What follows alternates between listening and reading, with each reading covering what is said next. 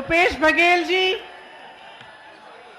श्री अजय कुमार लल्लू जी, श्री नसीमुद्दीन सिद्दीकी जी, श्री प्रदीप जैन आदित्य जी, ब्रिजलाल खाबरी जी, राकेश सचान जी, श्री जयवंत सिंह जी, श्री आलोक चतुर्वेदी जी, श्री विक्रम सिंह जी, श्री नीरज दीक्षित जी, श्री विजेंद्र व्यास जी, showman भाई जी, श्री जगदीश नारायण शर्मा जी, श्री सुरेंद्र सिंह जी सरसेला, श्री तुलसीदास लोधी जी, यहाँ पर उपस्थित सारे नेतागण, कांग्रेस पार्टी के पदाधिकारी, सचिव, महासचिव, आप सबका इस सभा में स्वागत। इसके साथ साथ बुंदेलखंड के सब भैया बहनन को राम राम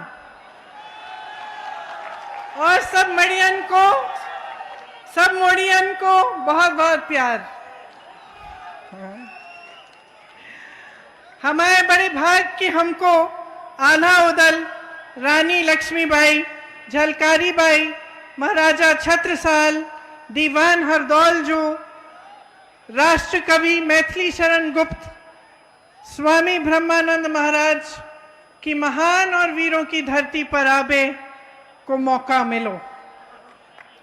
महोबा वालों, यहाँ आकर मुझे बहुत खुशी हो रही है और एक तरह से थोड़ा दुख भी है। 2 हफ्ते पहले मैं आप ही के बुंदेलखंड में ललितपुर गई थी। मैंने सुना कि 2 किसानों ने आत्महत्या की है और 2 किसानों की मृत्यु खाद की लाइन में खड़े खड़े हो गई। तो मैंने सोचा कि मुझे जाना चाहिए, मिलना चाहिए। और जो मैंने देखा, जो मैंने सुना, उससे मुझे खास तौर पे बुंदेलखंड के लोगों के लिए बहुत दुख हुआ। जब मैं वहां पहुंची तो एक छोटे से घर में उन किसानों के परिवार के सदस्य बैठे थे। मैंने उनकी विधवाओं से बात की, उनकी बेटियों से बात की, उनके भाइयों से बात की। पता चला कि सिंचाई का पानी नहीं मिल रहा था। अचानक 2-3 दिनों के लिए अच्छी तरह से बारिश हुई। जब बारिश हुई तो बहुत खुश हो गए थे। उन्होंने सोचा कि अगर अच्छी खाद डाल दूं तो फसल अच्छी तरह से उग जाएगी। तो खाद वितरण केंद्र में गए। वहां पे उन्होंने, लाइन लगी थी, लाइन में खड़े हो गए। 2-3 दिन लाइन में खड़े रहे। घर नहीं आए, कुछ खाने को नहीं मिल रहा था, जो भी आसपास मिल रहा था वो मिल गया। पीने को पानी नहीं मिला। लाइन में खड़े खड़े उनकी मृत्यु हो गई। जो 2 किसानों ने आत्महत्या की, वह भी लाइन में खड़े खड़े मायूस हो गए। खाद खत्म हो गई, उनकी बारी नहीं आई। 2.5 लाख 3 लाख का कर्ज था। घर आए, कुछ कहा नहीं किसी से, चुपचाप से चले गए दूसरे कमरे में, आत्महत्या कर ली। तो जब मैं परिवारों से बात कर रही थी तो पता चला कि तमाम किसान इस पूरे बुंदेलखंड में कर्ज में डूब रहे हैं। खाद का वितरण सही ढंग से नहीं होता, बल्कि उसके बाद जब हम खाद के केंद्र में, वितरण केंद्र में गए तो वो सरकारी केंद्र बंद पड़ा था। 2 प्राइवेट केंद्र खुले थे, उसमें लाइनें लंबी लंबी लगी थी। खाद नहीं मिल रही है, मटर, चना, गेहूं का दाम नहीं मिलता, सिंचाई के लिए पानी नहीं है। भूपेश बघेल जी ने कहा कि आवारा पशु की जो समस्या है वो सिर्फ उत्तर प्रदेश में नहीं है, सिर्फ बुंदेलखंड में नहीं है, छत्तीसगढ़ में भी थी। लेकिन जब सरकार की नीयत ठीक थी, इनकी सरकार ने एक ऐसी व्यवस्था बनाई, ऐसी योजना बनाई कि अब वहां पे ये समस्या नहीं है। वो कह रहे हैं कि गोबर को भी खरीदते हैं। किस लिए? ताकि ये समस्या दूर हो, ताकि आवारा पशु न घूमे।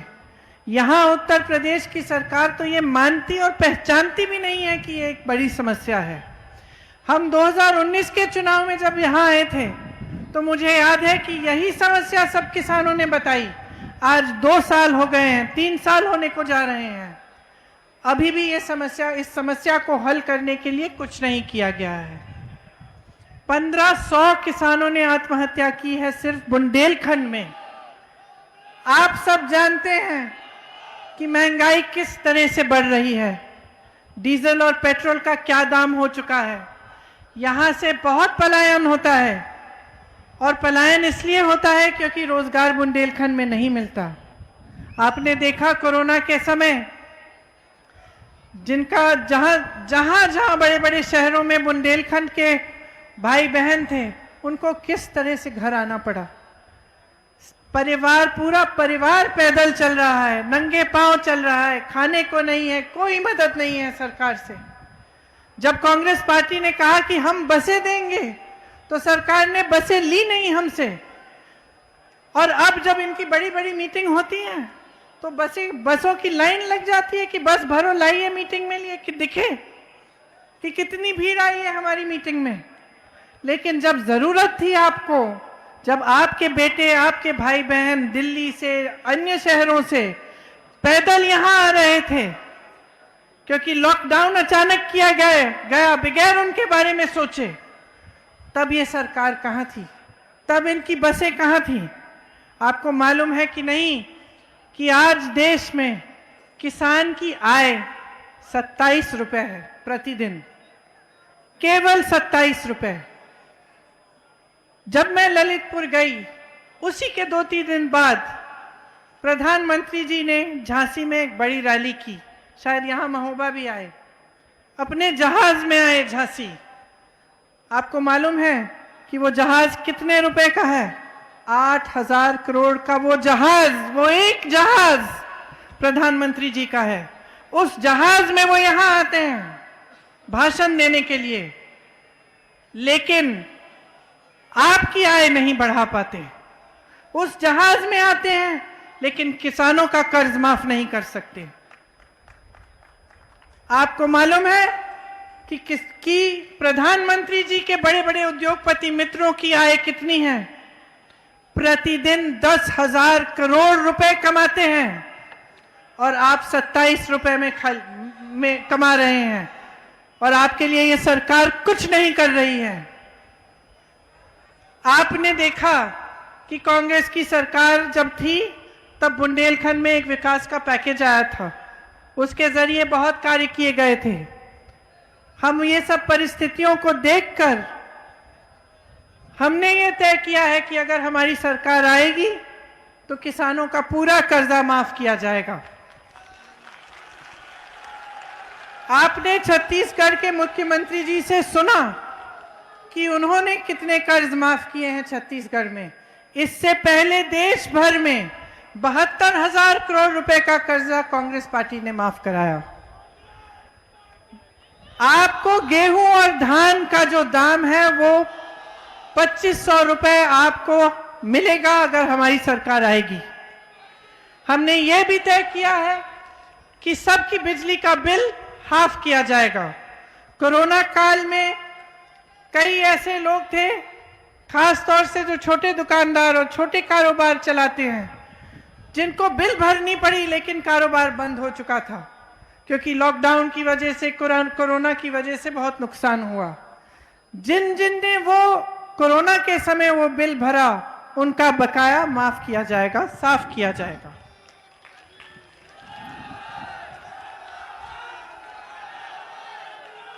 हमने ये भी तय किया है कि जो आवारा पशु की समस्या है उसको दूर करने के लिए जो छत्तीसगढ़ में मॉडल है वही हम यहाँ पे भी करवाएंगे, ताकि यहाँ पे भी जो ये समस्या इतनी बड़ी हो चुकी है कि मेरी बहनें भी रात रात, मैंने सुना है कि आप भी रात रात खेत में बैठी रहती हैं आवारा पशुओं को भगाने के लिए, मेरे भाई भी बैठते हैं, तो ये समस्या इससे दूर हो जाएगी। आप सब जानते ही हैं, मुझसे अच्छी तरह जानते हैं कि बेरोजगारी कितनी है प्रदेश में। जहां जहां मैं जाती हूँ नौजवान दिखते हैं, बहुत पढ़े लिखे भी होते हैं। सब ने अपनी मेहनत की कमाई से सबसे पहले अपने बच्चों को पढ़ाया है। कुछ बच्चे बीए पास हैं, कुछ आईटीआई पास हैं, कुछ ने कोर्स किए हुए हैं, लेकिन रोजगार नहीं मिल रहा है। लॉकडाउन की वजह से काफी दिक्कत हुई, काफी धंधे भी बंद हुए, कारोबार बंद हुए। इस बीच हमारे प्रधानमंत्री जी योगी आदित्यनाथ जी कहते हैं कि देश के लिए तपस्या कर रहे हैं। मैं बताना चाहती हूं, आप कोई तपस्या नहीं कर रहे हैं, अपने बड़े बड़े जहाजों में घूम रहे हैं। तपस्या इस देश का श्रमिक कर रहा है, इस देश का नौजवान कर रहा है।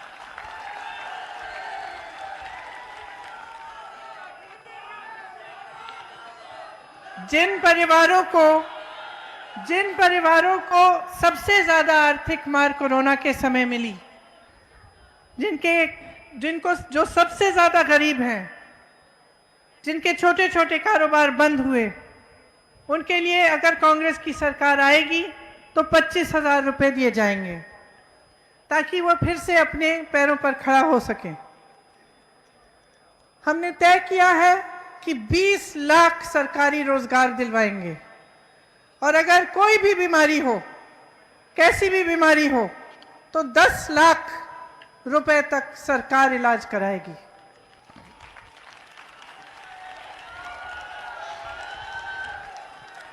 एक बुंदेली कहावत है, लबरा बड़ा कि बोदा बड़ा। तो आप जानते हैं कि कौन बड़ा। योगी जी, मोदी जी, भाजपा के सब नेता यहां आकर मंच पर खड़े होकर आपके सामने झूठा प्रचार करते हैं, बड़े बड़े वचन देके जाते हैं। आपने अब खुद परख लिया है कि उन वचनों को किस तरह से वो निभाते हैं। आपने तो देखा है कि झूठे विज्ञापन भी देते हैं। अब कल ही आपने देखा होगा, मोदी जी गए, उद्घाटन किया उन्होंने, जेवर में एक बहुत बड़ा एयरपोर्ट बनेगा, हवाई अड्डा बनेगा। तो सब अपनी सोशल मीडिया पे जितने भी इनके नेता हैं सब फोटो लगाने लग गए। सबने देखा कि बहुत बढ़िया है जेवर का एयरपोर्ट। पता चला चीन की फोटो है, और नोएडा में शिलान्यास करने गए थे। चाइना के एयरपोर्ट की फोटो लगाते हैं, अमेरिका की फैक्ट्रियों की फोटो लगाते हैं अपने विज्ञापनों में, आंध्र प्रदेश के बांध की फोटो लगाते हैं। तो इनको तो कोई परवाह ही नहीं है कि सच्चाई बोलनी चाहिए जब जनता के सामने आते हैं। उनको ये एहसास नहीं हो रहा है, वो समझ नहीं पा रहे हैं कि आपके प्रति कोई जवाबदेही है उनकी। वे समझ रहे हैं कि उनका काम सिर्फ चुनाव में झूठे वचन देना, यहाँ आना, मंच पर तमाम आपके सामने वचन दे, उसके बाद आपको भूल जाएं, चुनाव जीत जाएं। उसके लिए कुछ भी प्रयोग हो तो ठीक है, धर्म का प्रयोग करेंगे, जाति का प्रयोग करेंगे, अलग अलग प्रयोग करेंगे। अब देखिए, कोई नहीं कहता कि जाति का अधिकार आपको नहीं मिलना चाहिए, आपको पूरी तरह से मिलना चाहिए। राजनीति में धर्म का, जाति का प्रतिनिधित्व पूरी तरह से होना चाहिए, लेकिन चुनाव के समय आपके विकास के मुद्दे की बात होनी चाहिए। चुनाव के समय जो भी नेता आपके सामने आए वो आपको बताए आपके लिए क्या करने जा रहा है, और चुनाव के बाद जो 5 साल हैं उसमें करके दिखाए, नहीं तो अगले चुनाव में आप उनको हराइए। ये बात जब तक आप नहीं समझेंगे, जब तक आप अलग अलग तरह की राजनीति के जाल में आप फंसे रहेंगे, तो आपका विकास नहीं होगा।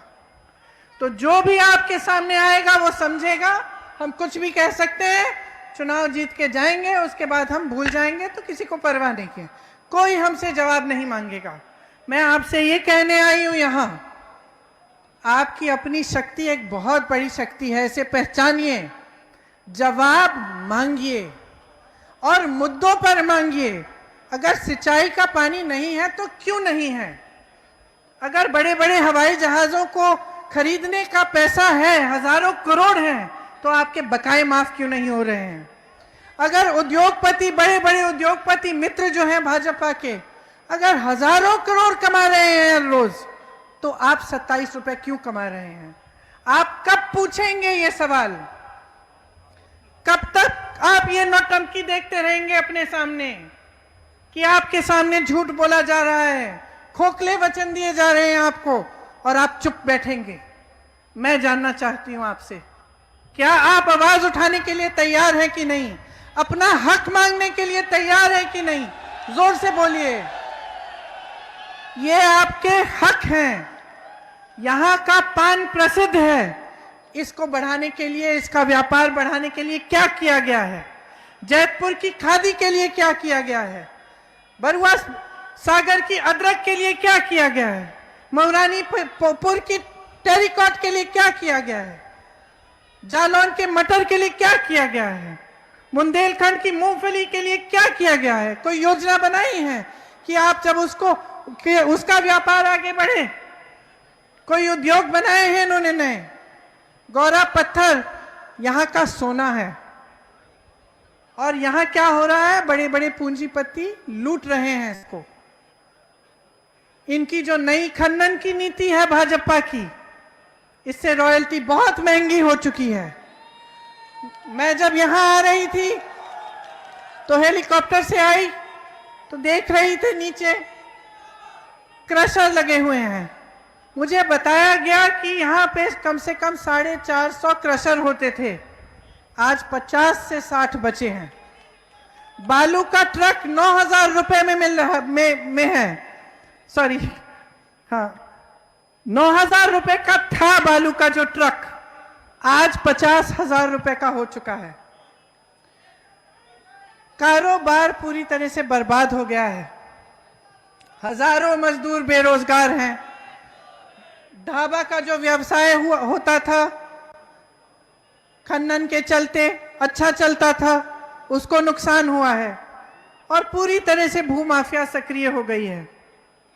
भाजपा की मित्र बड़ी बड़ी बाहरी कंपनियों को ला रहे हैं यहां पे, लेकिन स्थानीय लोगों को कुछ नहीं मिल रहा है। अधिकारियों ने एक वसूली गैंग बना रखी है। आपने देखा होगा कि कबरई के क्रशर कारोबारी इंद्रकांत त्रिपाठी की किस तरह से हत्या हुई। आज भी उनके हत्यारे फरार हैं, आज भी उनको पकड़ा नहीं है। बुंदेलखंड पर्यटन में बुंदेलखंड एकदम आगे बढ़ सकता था। यहां अपार संभावनाएं हैं। भाजपा के विधायक पर्यटन के नाम पर जमीन कब्जे कर रहे हैं, अवैध धंधा कर रहे हैं, गौशालाओं के नाम पर धंधा कर रहे हैं। गौशालाओं की बुरी हालत है। यहां के संसाधनों पर किसका हक है? सबसे पहला हक आपका है, किसी और का हक नहीं है। अगर आपको बदलाव लाना है तो सबसे पहले राजनीति में बदलाव लाना पड़ेगा। सबसे पहले आपको ऐसे नेता चुनने पड़ेंगे जो सिर्फ वचन और बड़े बड़े भाषण नहीं, लेकिन काम करके दिखाएंगे आपके लिए।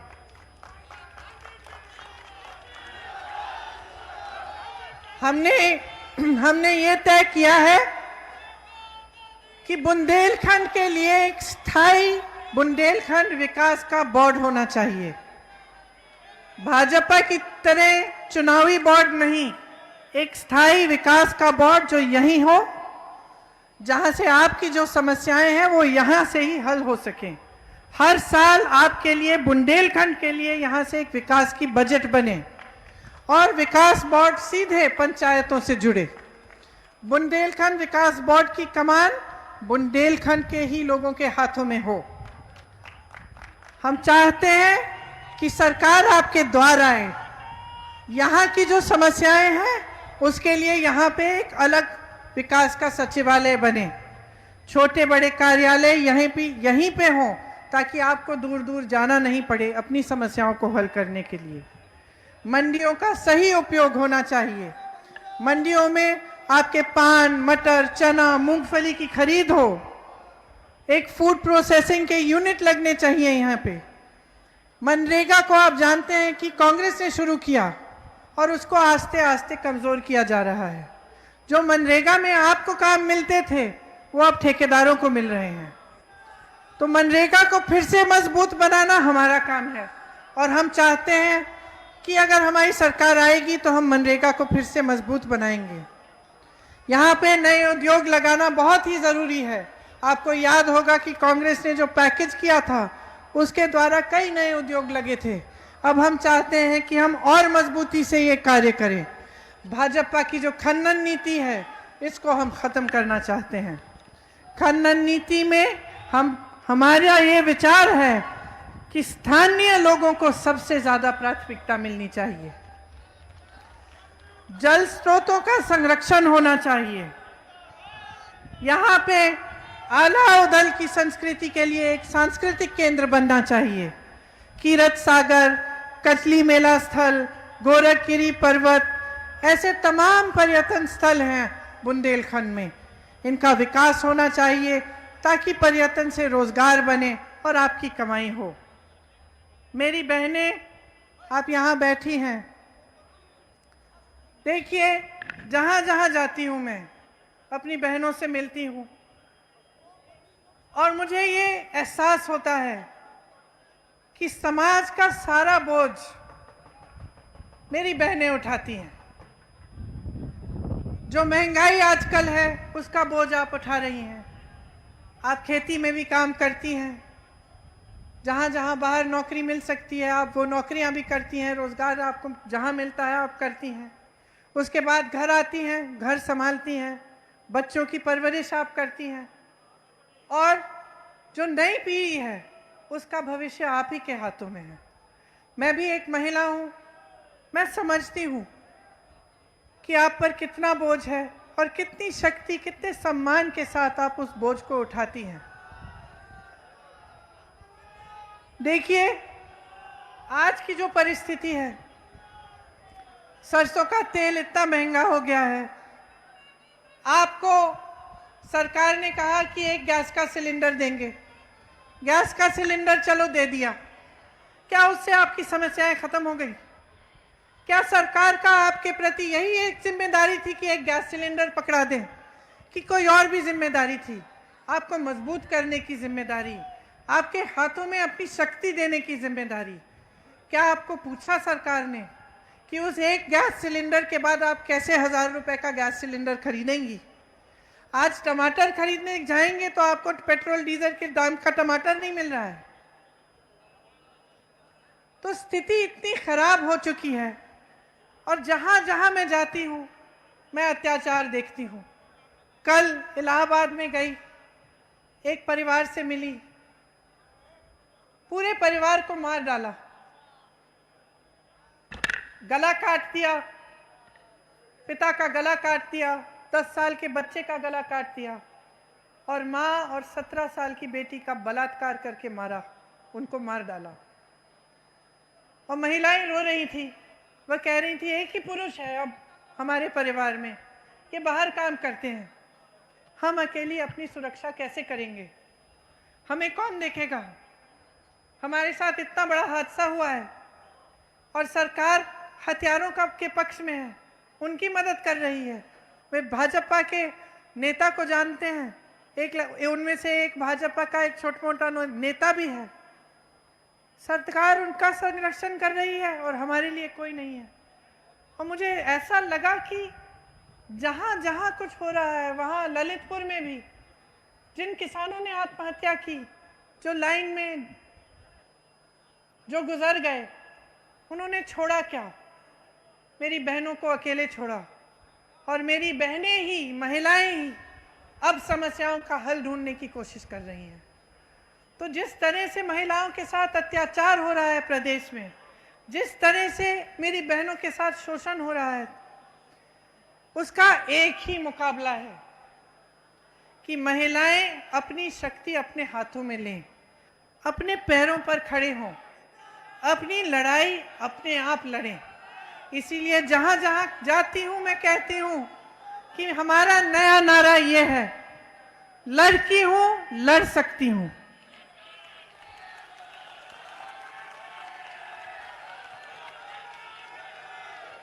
इसका मतलब क्या है? इसका मतलब है कि अब हम इंतजार नहीं करेंगे। हम इंतजार नहीं करेंगे कि कोई और आकर हमारी समस्या को सुलझाए। हम अपनी समस्या को सुलझाने के लिए खुद खड़े होंगे। हम चाहते हैं, कांग्रेस पार्टी ने ये ऐलान किया है कि 40% टिकट इस चुनाव में, आने वाले चुनाव में महिलाओं को देंगे, ताकि महिलाएं पूरी तरह से विधानसभा के चुनाव में भागीदार बने, विधानसभा में बैठें। जब नए नए कानून बने उनके लिए, तब महिलाएं कानून भी बनाएं, उनकी भागीदारी हो, उनकी आवाज हर जगह उठे। इसीलिए महिलाओं के लिए हम कुछ खास प्रतिज्ञाएं करना चाहते हैं। मैंने एक प्रतिज्ञा पत्र बंटवाया है, शायद आपको मिला होगा। इसमें जो छात्राएं 12वीं कक्षा में हैं उनको स्मार्टफोन दिया जाएगा। उनसे जो बड़ी हैं उनको स्कूटी मिलेगी। बस की यात्राएं प्रदेश भर में महिलाओं के लिए मुफ्त होंगी। एक गैस सिलेंडर नहीं, आपको 3 गैस सिलेंडर मुफ्त मिलेंगे। मेरी आशा बहू और आंगनवाड़ी की जो बहनें हैं अक्सर मुझसे मिलती हैं। कुछ दिनों पहले लखनऊ में एक बहन आई, उसने अपना हक मांगा तो पुलिस ने उसको पीटा बहुत बुरी तरह। वह मुझे कहती हैं कि बहुत समय से उनका मानदेय बढ़ाया नहीं गया है। अगर हमारी सरकार आएगी तो हमने प्रतिज्ञा ली है कि 10,000 रुपए मानदेय आशा बहुओं और आंगनबाड़ी की बहनें की होगी। जितनी है जो 20 लाख जो नौकरियां हैं, जो रोजगार हैं जो हम देना चाहते हैं, इसमें से 40% हम महिलाओं को देंगे। और जो पहले से आरक्षण लागू है उसी के अंडर आएगा, लेकिन 40% महिलाओं को भी मिलेंगी ये रोजगार। विधवा पेंशन 1,000 रुपए का होगा। दलित छात्रावासों के लिए आधुनिक नई हम फैसिलिटीज बनवाएंगे और सुविधा बनवाएंगे। स्वयं सहायता समूहों एवं जहल सहेलियों का सरकारीकरण किया जाएगा। वीरांगना जलकारी भाई जैसी वीरांगनाओं के नाम पर महिलाओं के लिए एक दक्षता विद्यालय हर एक जिले में बनेगा, जिसमें आधुनिक से आधुनिक सुविधाएं होंगी। तो देखिए, आपके लिए बहुत प्रतिज्ञाएं, बहुत योजनाएं हमने सोची है और हम आपके सामने हम कह रहे हैं हम करेंगे। तो आप यकीन कैसे कर सकते हैं मेरी बातों पर? आपके सामने जो भी आता है वो प्रतिज्ञा, वो वचन करके चले जाता है। तो आपको कैसे यकीन होना चाहिए कि कांग्रेस पार्टी के नेता जब आपके सामने आते हैं और कुछ कहते हैं तो उस पर खरा उतरते हैं। 2 चीजें हैं। सबसे पहले तो हमारे मुख्यमंत्री जी आपके सामने आए और इन्होंने आपको बताया कि किस तरह से छत्तीसगढ़ में और जहां जहां हमारी सरकारें हैं वहां जो प्रतिज्ञाएं की गई वे निभाई गई। और दूसरी बात आप याद करिए कि जब बुंदेलखंड का पैकेज बना था तो यहाँ पर BHEL का प्लांट लगाया गया, परीक्षा थर्मल पावर प्लांट लगा, राजघाट का बांध बनाया गया, बंजर जमीनों को खेती युक्त बनाने के लिए ग्रासलैंड का संस्थान बनाया, रानी लक्ष्मीबाई कृषि विद्यालय विश्वविद्यालय बनाया, झांसी मेडिकल कॉलेज बना, बुंदेलखंड का विश्वविद्यालय बना। बुंदेलखंड में एक नवोदय विद्यालयों की जाल फैलाई गई। 72,000 करोड़ रुपयों का कर्ज माफ किया गया।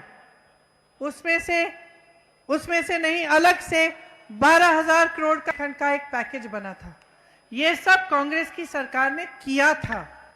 तो जब हम आपके सामने आते हैं तो हमें अच्छी तरह से एहसास है कि हम आपके प्रति जवाबदेह हैं। हम जानते हैं कि अगर हम वचन निभाएंगे, हमें उस वचन को आपको देंगे तो हमें उस वचन को निभाना पड़ेगा, क्योंकि हमारी नीयत साफ है। आपने भाजपा के नेताओं की नीयत 5 सालों से देख ली है। आपके लिए क्या हुआ, आपके लिए क्या किया गया, आप सब मेरे से अच्छी तरह जानते हैं। सपा की सरकार आई, आपको लूटा गया। बसपा की सरकार आई, कुछ नहीं किया गया आपके लिए। भाजपा की सरकार आई, तमाम झूठे वादे किए, उनको निभाया नहीं। उनकी नीयत साफ नहीं है। मैं यहां खड़े होकर आप सबसे कहना चाहती हूं कि जिन जिन लोगों से मैं मिली हूं उत्तर प्रदेश में, जहां जहां गई हूं, जिन जिन गांव में गई हूं, जिन परिवारों से मिली हूं, जहां जहां मैंने देखा है कि दुख है, दर्द है, मैं समझी हूं कि आपको एक ऐसी सरकार की जरूरत है जो आपके साथ, जिनकी आपके साथ संवेदना हो, जो आपकी समस्याओं को समझे और सुलझाने की दिल से कोशिश की। और मैं चाहती हूं कि उत्तर प्रदेश में आने वाले समय में एक ऐसी ही कांग्रेस की सरकार आए जो आपकी समस्याओं को सुलझाने के लिए दिन रात काम करे, पीछे नहीं हटे। तो आपसे आग्रह करती हूं कि आप अपनी शक्ति को अच्छी तरह से पहचानिए, उसको मजबूत बनाइए। मेरी बहनें यहाँ हैं, एक बहुत बड़ी शक्ति है। आप चाहें तो ये प्रदेश बदल सकता है, लेकिन आपको चाहना पड़ेगा, आपको समझना पड़ेगा और आपको अपनी शक्ति को पहचान कर आगे बढ़ना पड़ेगा। आपको बहुत बहुत धन्यवाद। बुंदेलखंड की जय, बुंदेलखंड की जय, बुंदेलखंड की जय। जय हिंद।